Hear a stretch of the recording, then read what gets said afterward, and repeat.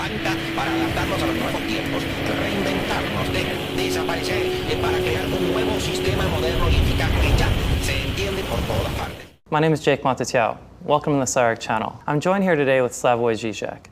Zizek is a public intellectual who has published over 50 books ranging from philosophy to psychoanalysis, theology, aesthetics, film, and politics. He's the international director of the Birkbeck Institute for the Humanities and Global Distinguished Professor of German at New York University. Slavoj Zizek, it is a pleasure welcoming you to Zizek. I hope it will not be only pleasure, but also a more intense enjoyment. Thanks very much. In your 2016 publication, Refugees, Terror, and Other Troubles with the Neighbors, you argue for collective action capable of addressing the large flow of refugees into Europe, one that would establish reception centers proximate to the core of the crisis, the organized transportation of those registered by the army, where I got attacked. That army should be mobilized to do this. Right, and Frederick Jameson recently published the book on mobilizing the army. I'd like to hear more about that. And so the redistribution of the refugees to possible sites of resettlement throughout Europe, right? So this would be a collective organizational effort, right? So you also make the case for the establishment of a minimum set of norms that would be obligatory for everyone, without fear that these norms would appear Eurocentric. Within these limits, you argue for the unconditional toleration of difference in different forms of life. So if, as you write, most of the refugees come from a culture that is incompatible with Western European notions of rights, who do you think will decide on the bundle of rights and norms that would be applicable to all? And what organizational body will coordinate and execute this logistical task of resettlement? Lastly, what role do you envision states, the traditional nation state, playing in the global coordination and organizational effort? My first point is that I'm totally opposed to this idea that in our neoliberal times, the role of the states is less and less important and so on. I think states are more important than ever. Because, for example, if 100 years ago you wanted to establish a company, you basically just needed the state to guarantee the rule of law. Today you have education, ecological measures, and so on and so on. And especially with refugees, we see how even nation states are not enough. We desperately need a transnational, larger, big organization. I think that the left should stop with that horror of there is two things are passé. They belong to 20th century, we know. The Stalinist really existing socialism, and also the good old, it was good as long as it lasted, today it no longer obviously works, the good old welfare state. That's over. But there is a third dream which still persists. The dream of this anti-representative local democracy, you know, people organizing directly their life, coordinating it. You can call this a communal life, local democracy, whatever. This will not do the work. It is more and more clear that this is the first myth we should abandon. I had friends in Venezuela, other places, even in Spain, they have cooperatives. But you know, to have a good cooperative or local communities which work, there must be a very efficient state behind which organizes water, electricity, health, education, and so on and so on. So when people ask me, what's my political ideal? I shamelessly like to say more alienation. Are we aware that precisely if we want to enjoy this local life, locally democratic, many things has to happen, has to function beyond outside our visibility. And this is especially clear at the level of ecology. Listen, I don't believe in this ideology of making us, local people, feel guilty and then don't just criticize what did you do about it. Did you recycle your Coke cans? Did you set aside our paper to be recycled and so on and so on? Of course we should do this. But I think this operation of making us feel responsible individually and then at the same time offering us an easy way out. Basically, the message is, do properly your recycling, buy some stupid organic apples and so on, and you did your duty. That's not enough. In what is happening now, mega acts will be sooner or later required. Like a good friend of mine, the theorist of catastrophes who teaches at Stanford, Jean-Pierre Dupuy, was in Fukushima 2 days after that earthquake and tsunami. And he told me, you know that for 1 day, Japanese authorities were in total panic because it looked as if they will have to evacuate the entire Tokyo area, 30 million people. How do you do this? Who will organize? So we will have to move even beyond this organization. That's the first myth of the left that should be dropped. The second myth is this leftist pathetic admiration of big assemblages. Oh my God, 1 million people there on Tahrir Square, on Gaza Square, wherever you want, or in Madrid and so on. That's nice, this collective display, demonstration. But isn't it that what the left is needing today is not so much to organize these big emphatic events, but what I call the organization of what to do, how do you say, after an alcoholic evening, the morning after. You know, these emphatic moments are nice, but they are limited in time. The true social change is for me not this wonderful, we all cry, promise, you see people protest, but how will ordinary people feel the change when things return to normal? That's why I hope our viewers know the movie. I didn't like it. V for Vendetta. You know how the movie ends. The ending, it's the morning, the morning after, yeah. Sorry? Yes, the morning after. Yeah, just people break into the parliament, the people take over. As I like to say, in an obscene way, of course, I'm ready to sell my mother into slavery to see a movie called V for Vendetta Part 2. But what happens the day after when the people take over? Because as I heard on TV in the United States also now, if one is to believe your president, the people took over. No? What I mean is, what measures, what do we want? We see capitalism is approaching a crisis. Ecologically, with refugees, who will control biogenetics, intellectual property, and so on. But with what to replace it, how to reform it, we don't have a vision. That's for me what is behind all this. My big desire is this, let's call it, away from these big pathetics of protest, of performances, to reorganization of the everyday life. So 2 questions follow. One, I guess, would be, are the existing transnational organizations like the UN and NATO, are they capable of doing this big infrastructural task? I'm here extremely pragmatic. I would say like this, in principle, no, but maybe you never know. Even NATO, I wouldn't write it off totally. NATO is, we know what it is. But there may be a situation where something like NATO, which is nonetheless a transnational military force, can do some good work. And let's return to your first question, the refugees. It's not that I'm a militarist. My idea of using NATO was not to protect the fortress Europe, but to do the transfer of refugees, and I cannot emphasize the importance of this, in an organized way. What effectively happened was a catastrophe when hundreds of thousands were just chaotically walking, even through my country, Greece, Macedonia, Serbia, Croatia. Norway and Russia. The result was incredible profits of smuggling organizations. The estimates are about 10 billions of dollars, plus the incredible rise of local racisms, resistances. And not that I agree with this horror of ordinary people, but my God, I can understand them. There were farmers in Slovenia who literally awakened. There are 2,000 people in your front yard, no organization, and so on. So precisely on behalf of the welfare of refugees, one has to organize things. If not, my God, we will have the anti-immigrant right. Pegida in Germany, Le Pen in France, UKIP in Germany. We will have them ruling Europe. Europe will pay the price of it. All that is good in European legacy, enlightenment, universal rights, and so on, is threatened. Point 2, let me go further. When you mentioned human rights, I don't agree. And I think this was not what Marx meant with this old stupid pseudo-Marxist doxa. Human rights are abstract rights. In reality, they cover up, they privilege secretly, whatever, men of wealth, white men, and so on. Of course, this is true.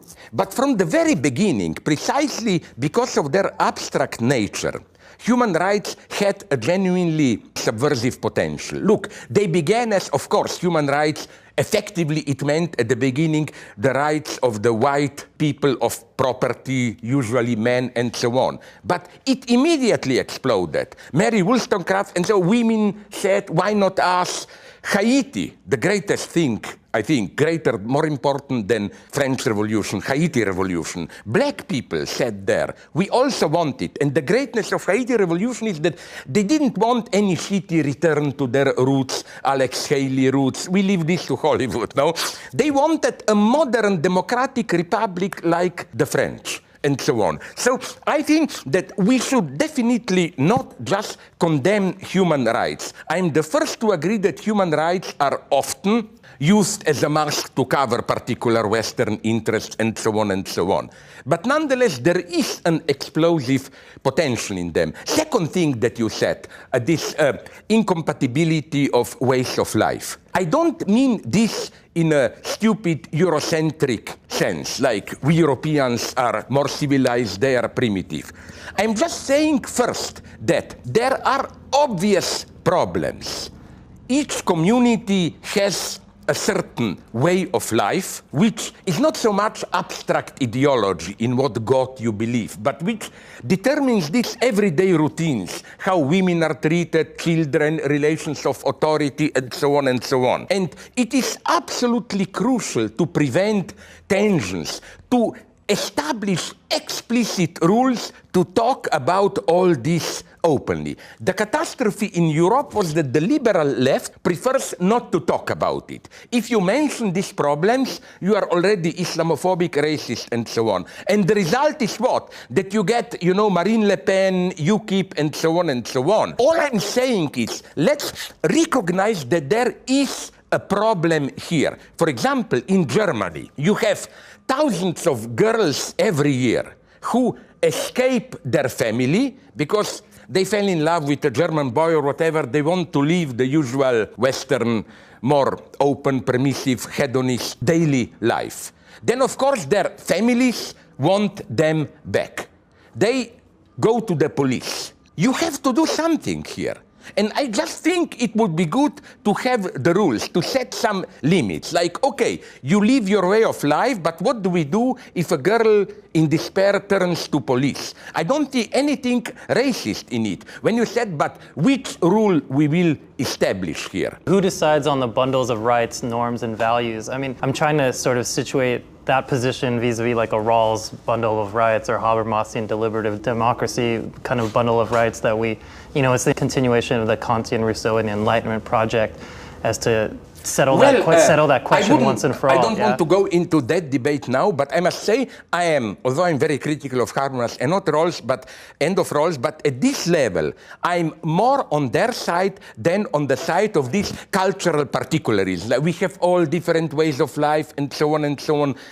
No, I think that the very multiculturalists who demand respect for particular ways of life already argue in a European way, as part of European tradition and so on. And why shouldn't we use this tradition? I'm not abstractly against Eurocentrism, because what we tend to forget that those who criticize Eurocentric racism and so on do it in a way which is directly in accordance with the basic principles of Enlightenment and so on and so on. Right. I'm well aware of all the horrors that Europe did.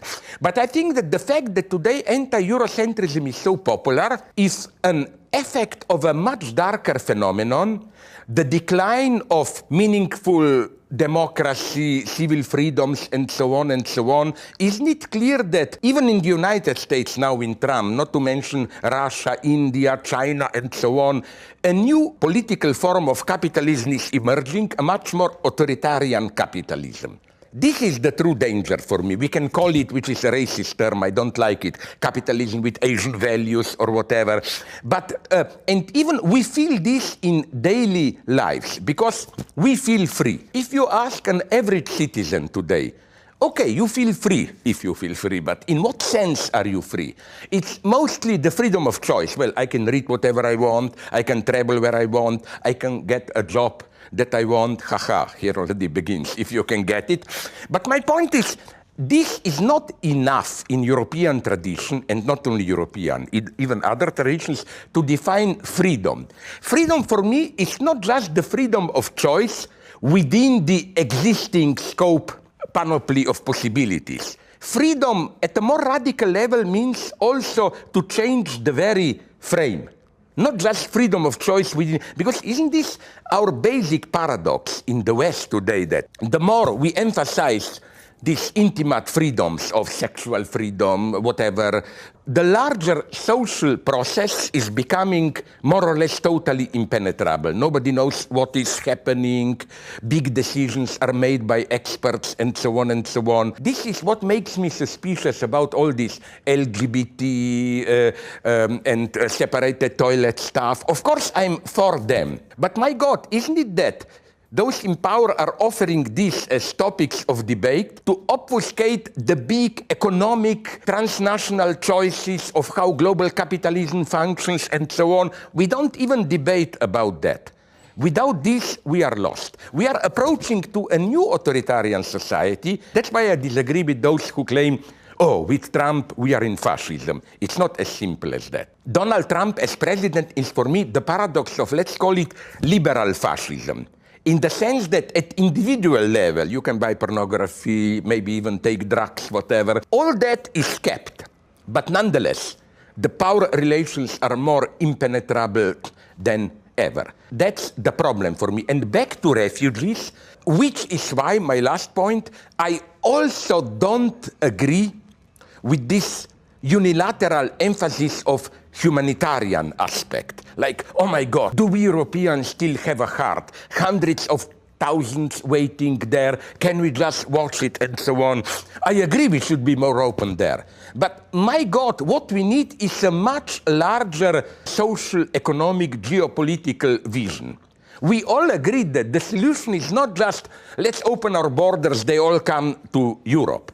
The solution is to change international economic relations, geopolitical relations, and so on. And here, of course, Europe is responsible, and United States. Like the recent wave of refugees from Syria and Iraq. Let's be clear, without Syrian war, which is war between superpowers fought by proxies, and Iraq occupation, we wouldn't have probably this wave of refugees. It's the same, although it doesn't appear the same in northern Africa. We can now clearly see that the violent overthrow of Gaddafi, of course he was a despicable person, but nonetheless, was a geopolitical catastrophe. And are we aware what is happening in Africa at a silent, invisible level, like big food companies? And here it's more Arab countries and some Asian countries like Japan who are guilty. They're buying the best tracts of land for export industrial plants and so on, and introducing then chaos, forcing people to flee and so on and so on. That's all I'm pleading for. Don't make it just a humanitarian problem. Approach it as geopolitical and economic problem. If we don't do this, we will just bring this humanitarianism to the end. We will get a chaotic situation where we will all be losers, refugees and we in Western Europe. Maybe we could transition to speaking more directly close to home, since we're in California and Los Angeles, close to the border between the United States and Mexico. And in your most recent book, you've written about the figure of the neighbor. Yeah. So I'd like to ask you a question about the global phenomena of walling and fencing. The proliferation of border infrastructure, both hard and soft, material and immaterial, can be read as either a symptom of the waning influence and impotence of the state, or like the doubling down of state power, its rearticulation and expansion through performances of territorialization and demarcation. Today's refugee crisis, as we know, throws into relief the relation of governmentality to sovereignty, troubling the state's sovereignty under pressures of global capitalism. So following the tradition of Thucydides and Hobbes all the way through Schmitt, do you think that state sovereignty still matters? And where does the neighbor, precisely the figure of the neighbor, figure in this, in between the friend-enemy distinction? My claim here is, of course, very problematic for some humanists. You know, it's very paradoxical, maybe. I think we shouldn't idealize neighbors, not in the sense that they are less than ourselves, but for me, true anti-racism is that we admit a basic impenetrability of neighbors. You know, what I fear in this multicultural approach, we should open ourselves to others, understand each other, and so on and so on. This can't be done because others don't understand themselves, we don't understand themselves, or to put it in a very simplified way. For me, an ideal non-racist society is not, I'm friends with Iranians, blacks, Jews, whatever, but I live in a big condominium. My neighbor is an Arab, the other neighbor is a Jew, the third neighbor is Latino American, the fourth neighbor is a Chinese, whatever you want, and we respectfully ignore each other. It's wonderful when from time to time miracles happen. You know, like I engage in a conversation with someone and so on, but it's stupid to expect this to go to the end. We need precisely to learn a distance. I think distances are a true respect, because, you know, a true respect is the respect of someone whom you don't like and don't understand. That's the trick in liberalism, as if we have all the time to worry, how do I know what you mean? Do I really understand you? No, that's a path to catastrophe, I claim. There's this lovely line, as you well know from Freud's Civilization Discontents, about if the ethic was love thy neighbor as thy neighbor loves thee, then I could subscribe to that. You know, that's what Freud says, as opposed to love thy neighbor. Yeah. So I wonder if is that the ethic of alienation that you maybe, but I would say I prefer another mega stupidity, which I don't agree. Namely, I quote it in my book that you kindly referred to. This is the big motto of multiculturalists. An enemy is someone to whose story we were not ready to listen. I explode here. This is the greatest stupidity I've ever heard. So why don't they apply to Hitler? Will you say Hitler was our enemy? Because we were not ready to listen to him. No, those who did listen to Hitler, like Winston Churchill, from the beginning, knew that he really is an enemy. Here I am, not a Schmittean in his specific sense, but Schmittean in the sense that, you know, all is not just a miscommunication. There are real enemies. Like here I agree, although otherwise I don't like him too much overall, with George Orwell, who said, forget about cultural respect. The task now is to destroy Germany. Point. We need all the arms we can get, and so on and so on. This is my big problem here. So more philosophically even about the neighbor. As psychoanalysis can demonstrate very well, already in the Bible, and good Bible readers know this. I don't agree with Emmanuel Levinas, but he made this point correctly. In a way, all the commandments are commandments whose aim is how to keep the neighbor at a proper distance. You know what is, for me, the best definition of neighbor at everyday level? Let's say I know you or you know me. Let's say we know each other for years, you think you know me.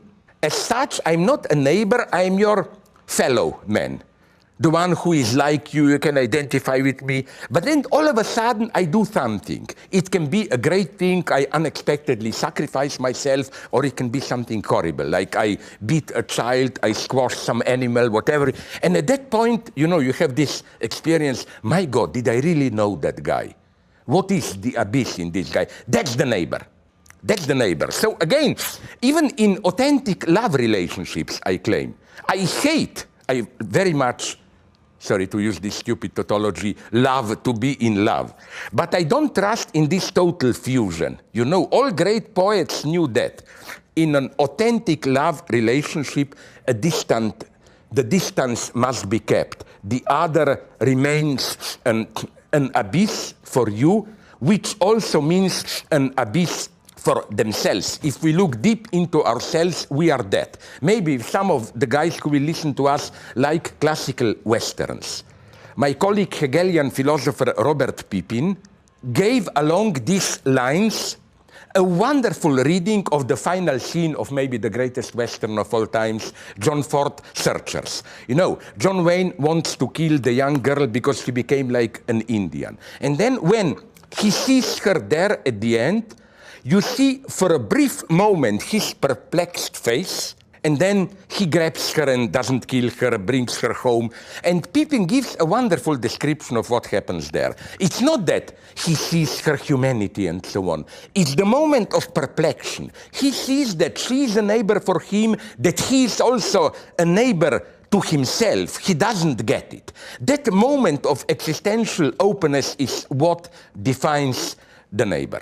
Let's go back to this idea of freedom, and we'll talk about the freedom of movement and the freedom of settlement as you discuss in your book. So there you write that there is no Norway even in Norway. And this, you argue, is one of the difficult lessons refugees must come to terms with. Those who mistake the freedom of movement as the freedom of settlement live in an ideological fantasy, for they, unlike commodities, are unable to circulate freely. The problem, as you rightly point out, is that capitalism relies on free labor as cheap labor, while also needing to control the movement and position of this labor. In other words, the distribution of bodies as living labor capacity, the virtual pauper from Marx, yeah?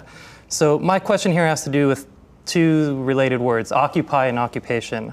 Occupy, as it was used during the protests of 2011. And I love this, that they didn't try to sell us Occupy Wall Street, some bullshit of passive resistance. I like it that they use this verb occupy, which has this very active connotation. Sorry to interrupt you, please go on. Not a problem. As it was used during the protest, the word occupy suggested a freedom in non-movement, freedom in non-movement.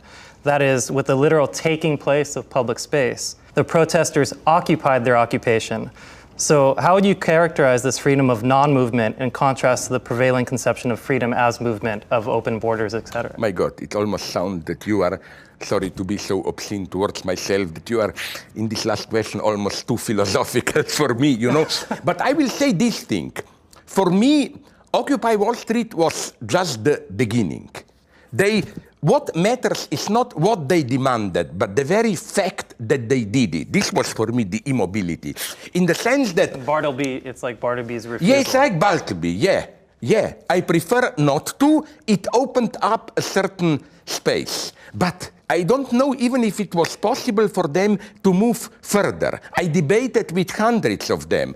I didn't get even an elementary answer to the question, this new version of famous Freud's question, was will das Weib? What does a woman want? Which is, of course, a male chauvinist question. But I think we have the right to ask the protesters, what do you want?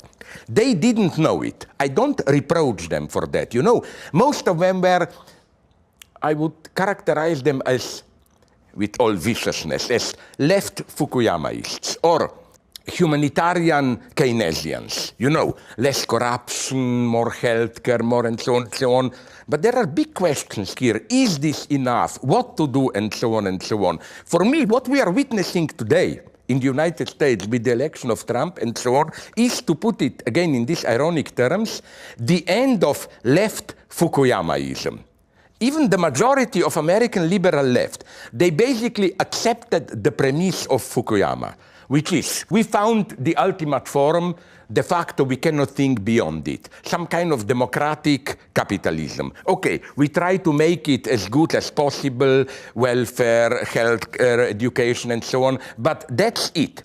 I think that we got the reply now. No, it's not enough, that doesn't work. You know, Trump is a symptom of the failure of this mainstream liberal left.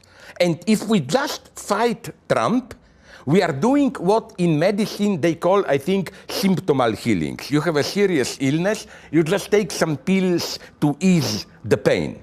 But it's not enough. The democratic liberal left has to make a step further. That's why I sincerely admire Bernie Sanders. He did something that was considered till now impossible. What is infinitely important in Bernie Sanders' movement is that he mobilized people who otherwise would have voted and did vote for Trump. This popular discontent and so on and so on. If Bernie Sanders will in the long term fail in his effort to get on his side the bulk of the Democratic Party, then we are condemned to Trump. That's my big problem here. No, but you wanted to ask me, please repeat the beginning of your question. It was very interesting. Just the idea of there's a freedom. We usually think movement, freedom is equated with movement. it seemed like there was something else going on with the Occupy protest, the demonstrations, where there was actually the freedom of non-movement, of taking place, of claiming space. Yeah, but you know why I like what you said now? Because we have from the beginning this paradox. You know that in ancient Greek already, the word, I think, stasis, has two opposite meanings. It means static immobility, and it means civil war, and so on. Stasis, and it's something the same. From Thucydides, Yeah. So the nice point is that to begin, the first step towards change is not mobility, it's immobility. Yes. You have to insist on a certain place. But I'm nonetheless adding, this is just the beginning. I'm not simply criticizing Occupy Wall Street. I agree with those who claim, although Occupy Wall Street then dissipated itself, although there were some attempts up from here, I think, Oakland, yes. Okay, but you know, this is the big exception, you know. But nonetheless, I doubt if Bernie Sanders' movement would have been possible without Occupy Wall Street, you know? You shouldn't judge a movement by its immediate result. There's a different temporality at work with these. And Saskia Sassen, I believe, has gone to great lengths to talk about the way in which that Occupy is still a work, it's still a work in progress. Yeah. But another thing I wanted to add, when you talk about this right to movement and so on, you know, I say this in my book, and of course I was criticized by many people, even my very good friend, I admire him, Yanis Varoufakis. You know, I support his DM movement, Bring Democracy to Europe, but I didn't get from him a simple answer to an elementary question. He wants more transparent Brussels decisions there, representatives in this European EU bureaucracy should be responsible to people. Yeah, but is he aware that if the decision to what to do with immigrants, the decisions were to be left to people themselves, in the simple, vulgar sense of the majority of voters, it would have been much worse for immigrants. To put it very simply, in most, if not all countries, at least 60 to 70% of the people would have been against it. So the first sad lesson is that we shouldn't fetishize democracy in this sense of, at least not in this vulgar sense of the majority is always right. What Angela Merkel did when she formulated her famous come, are we aware that she did something courageous in the sense of consciously going against the majority? And she did what a true politician is obliged to do. You go against the majority with the hope that by imposing what you want, in the process of actualizing it, you will, as it were, retroactively recreate the opinion. So that's my problem here.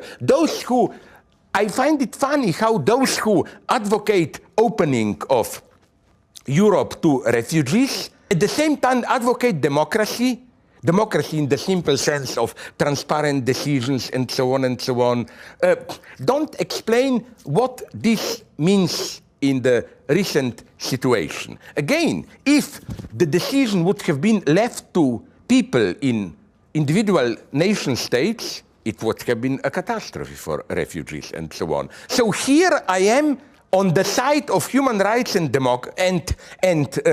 Brussels bureaucracy against democracy, at least against democracy, in the sense of simply listening to the will of the majority. Now, Varoufakis' answer to me was, yes, but it's because the opinion of the people is so manipulated. We just need 2 weeks of really open debate. I think he's utopian here.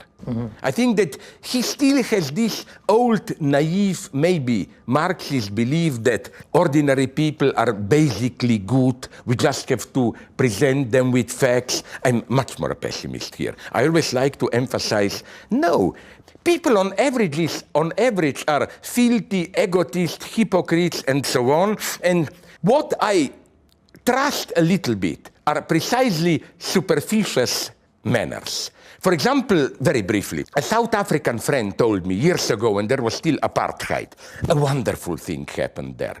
There was some black demonstration, and police was dispersing it.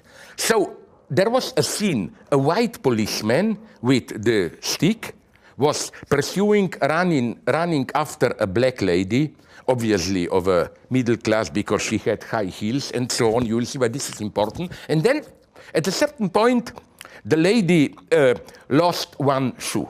You know what happened? Not because of his innate goodness, but because of his superficial manners, how you treat a lady.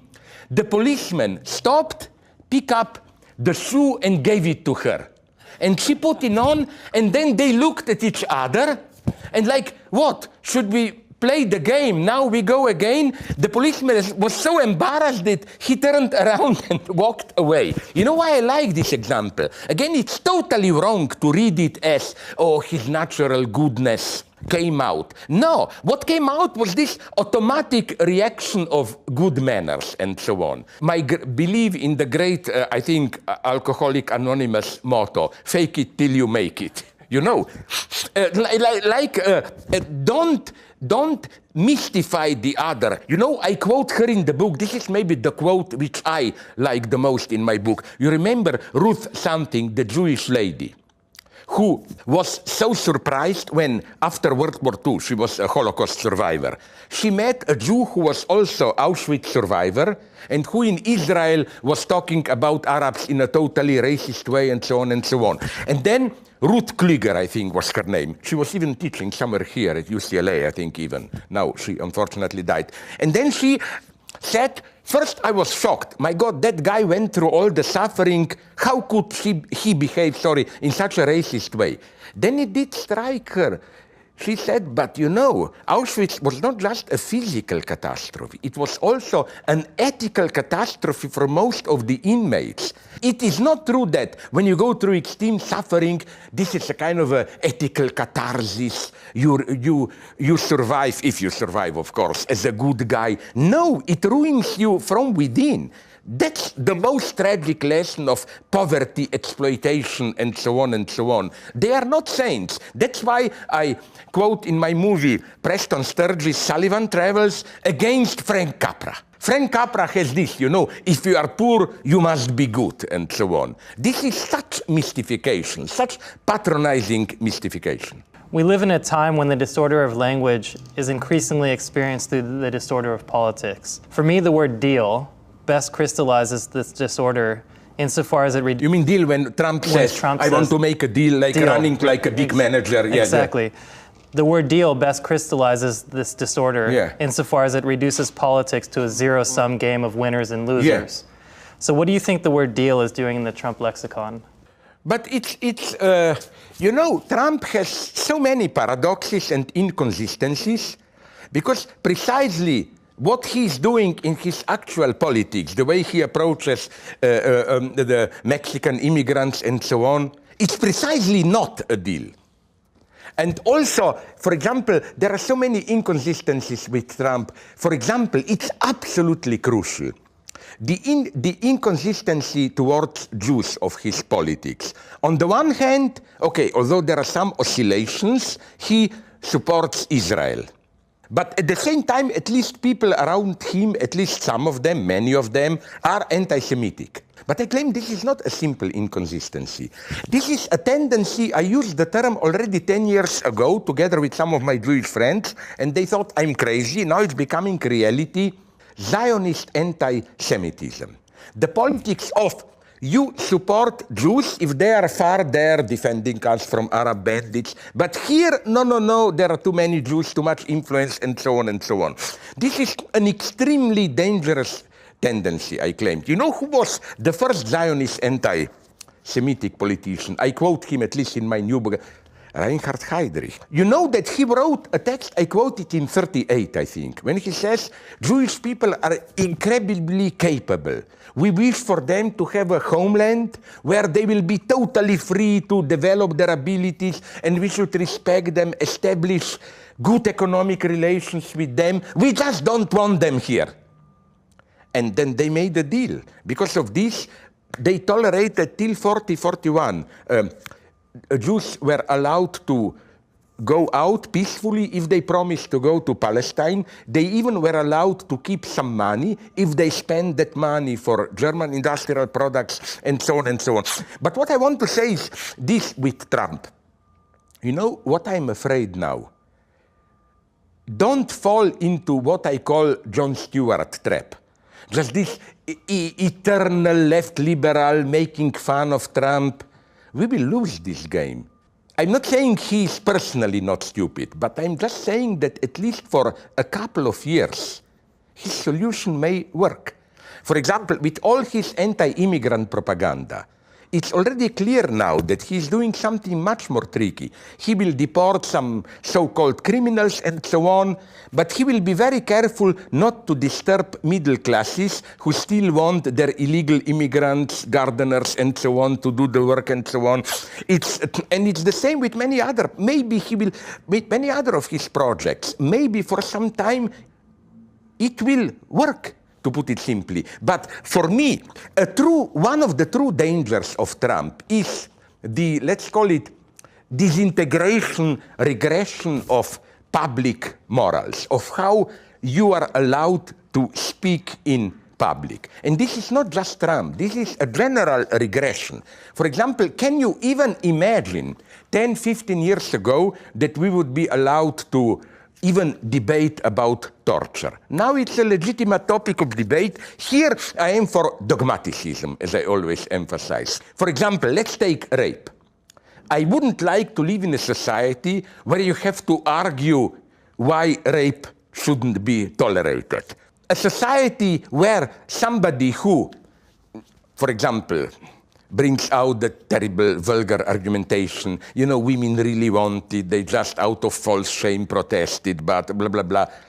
I don't want to argue with such a guy. I want to live in a society in which when somebody talks like that, he's simply dismissed as an idiot or whatever. We should be dogmatics here. And that's what worries me today, that this good side of dogmaticism, in the sense of certain things were simply not tolerated. They are tolerated again. Even public decency. The tragedy, if I may use this ridiculous word, of Trump is that even when he likes to celebrate good manners, nobility, he does it in a totally wrong way. Like, I don't know why it impressed me so traumatically. A month or two before elections, maybe you remember, he was praising Melania to demonstrate what a refined lady she is. She said, I don't want to use that word F, not the FF, another F, I will use a more noble. She said, in all years of living with her, he didn't hear her even once making the flatulence sound. Oh, yeah. But you know what's the problem? Even to talk about this publicly is a vulgarity. You know, that's the paradox of Trump. He didn't see that at that point he was vulgar, because the point is not you don't do it. The point is we simply, out of decency, don't talk about this in public. Again, it's not just Trump. It's incredible how the same thing is happening all around. What was still now a matter of this, you know, private conspiracy theories, from in closed circles, is now becoming part of public discourse. For example, wasn't it said, you may remember, when Netanyahu proposed that totally crazy theory that it was really Palestinians, that Husseini, who suggested to Hitler Holocaust. I mean, Hitler met him once, Husseini, when Holocaust was already in process. And there is no document that this really happened. But Netanyahu quoted is as a fact. Or, for example, and I'm taking Jews who are top people, intellectuals and so on. You know what happened half a year ago? I was shocked. In the Middle East, the chief religious authority in the army claimed that it's in accordance with sacred books that when an army occupies an enemy territory, soldiers can rape local girls. You know who said this? Not some ISIS guy. The chief rabbi of the IDF, of Israeli Defense Forces. Of course, Arab countries are probably doing the same. But what I'm saying is that can you even imagine such a statement 10, 15 years ago? We effectively live in an era of regression. And I think that, since I trust in Hollywood, no, that in a way, even Hollywood knows it. That's why we have this obsession of Hollywood with these dystopias, you know. Effectively, if something will not change in our entire socio-economic outlook, we are approaching a state which is of things which is the one depicted in, I don't know, Elysium, Hunger Games, and so on and so on. Even Hollywood knows it. This is our future. I'd like to return to the idea of the human that we've already briefly talked about. Human like human rights, a ritual. Yeah. Throughout your writing, you've drawn our attention to the shortcomings of the concept of humanity, which upholds our notions of human rights and humanitarianism. The universal human dimension, you argue, must be sought beyond sympathy and understanding, beyond the we're all human level, at the level of the inhuman, that is, at the level of the neighbor. Two questions follow. Is empathy a political emotion? And if humanity is a troubled concept, is there an operative term that you would replace it with? First, empathy. Let's be clear. I'm not an idiot. Of course, we should use empathy. I'm just saying, and we clearly see with refugees and so on, it's not enough. I mean, when you meet a true foreigner, it's a fake to claim I can have empathy with him and so on. They are real foreigners. And the problem is to respect them as such. So empathy, it happens. It happens, and they are wonderful, these moments of sudden communication. Although even here, my position is not acceptable for many politically correct guys, because I like to emphasize what may appear, but it's not, racist jokes in this dimension. Listen, I remember when I was in China, we went through all these disgusting literals, I respect your culture, blah, blah, blah. But then you know how we became friends. I told them a dirty joke, they told me a dirty joke, and so on. It's incredibly helpful when it works. I'm not saying this is a universal rule. I'm well aware that obscene jokes also play a crucial role in racist regimes. You know, they are also a form of domination, humiliating the opponent. But like these are my fond memories of the old Yugoslavia, before everything disintegrated into civil war, national wars. I remember when I met my friends from other republics, a Serb guy, a Montenegro guy, and so on, it was our ritual always to begin to tell each other dirty jokes, not so much racist in the sense of I tell you a joke about your nation, but we were competing who will tell a more nasty joke about one's own nation. Each nation in ex-Yugoslavia was identified by a certain racist cliché. We Slovenes were misers, Montenegro people were lazy, and so on. And we all assumed this cliché with pleasure making fun of it, you know. Like, for example, a Montenegro joke. Sorry for repeating it. You know, Montenegro, you should know to understand, is also an earthquake country. How does a Montenegro guy, they are lazy, remember, masturbate? He digs a small hole in the earth, puts a penis in, and waits for the earthquake, because they are even too lazy to do the gesture. And it was such a pleasure. We were immediately friends doing this, you know. There are, I totally admit it, magic moments of miracle of communication, like all of a sudden we recognize each other. But they are rare. Don't expect too much from it. Again, the really difficult thing is to relate to the other precisely insofar as he, she, it, they remains a neighbor.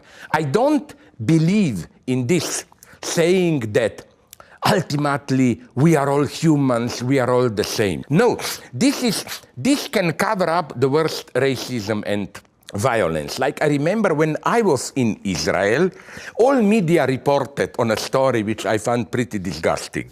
A special unit of Israel anti-terrorist forces violently in the middle of the night broke into a house, which the father of the family was a suspected terrorist. The father was not at home. It was only his wife and a couple of small children. Of course, when soldiers suddenly break in, a small daughter, 5, 6 years old, started to cry, and her mother called her, "Sarah, come here." And one soldier discovered that he has a daughter with the same name. And then cameras were there, went to mother. "You see, I also have a daughter with the same name. This, why I don't trust this. Beyond all political differences, we are the same people." No, we are not. That's why we need political solidarity and so on. I got lost, so go back and... Oh, just that, no, it's not lost at all. With just the idea of, is there something that, you know, the concept of human is so troubled in the sense that it's Schmidt goes that lengths to talk about, you know, the reason that humanity is not a useful political category is because... but it still is for two reasons. First, the term humanism is for me too much identified with this empathy and so on and so on. But I believe in human universality. That's why I even believe in human rights as opposed to citizens' rights. Citizens' rights, Marx was way too quick here when he dismissed human rights as the right of the bourgeois individual. No, citizens' rights are rights that you get when you are in a certain community. Citizens' rights are usually a matter of customs, political, but it's a great European idea, very good for anti-racism. When you insist that above being citizens of a particular country, we have a certain inalienable human rights, right of speech, freedom, and so on and so on. It means simply that the particular culture to which we belong, into which we are born, shouldn't set the ultimate standard. Is the right of place, the right of home, is that a universal human right, or is that a right of citizenship? And that's the problem. How do you relate the right to have a place with the right to move?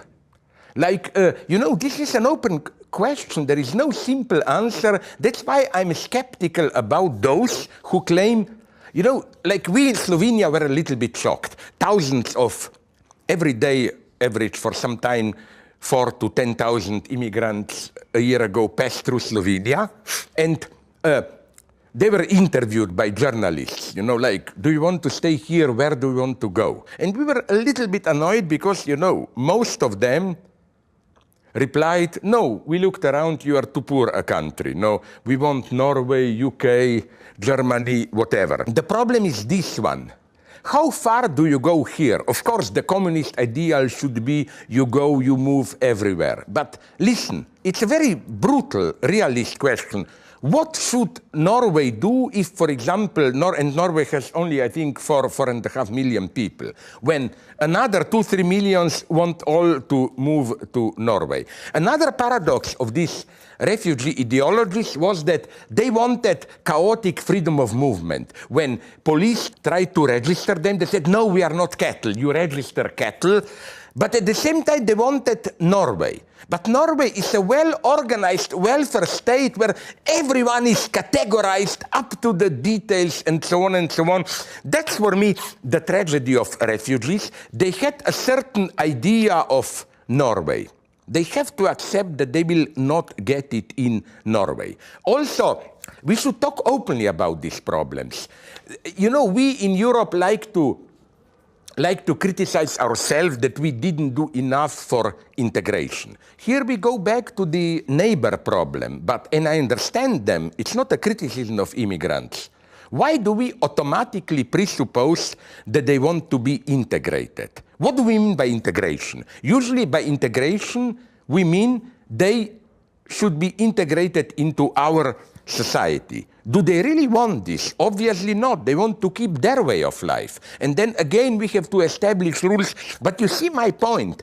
It's a desperate point that precisely to avoid tensions, we have to talk openly about these problems. If we avoid them, we will have anti-immigrant explosions and so on and so on. So yes, in principle, it sounds nice, freedom of movement. But To what extent does freedom of movement also cover freedom of settlement? Which means basically from wherever I come, I can pick up my country and not only move there, because usually they want more. They want the social services of that country then to organize their employment and so on and so on. I'm just saying, let's approach this in a rational, organized way. If not, we are approaching a catastrophe.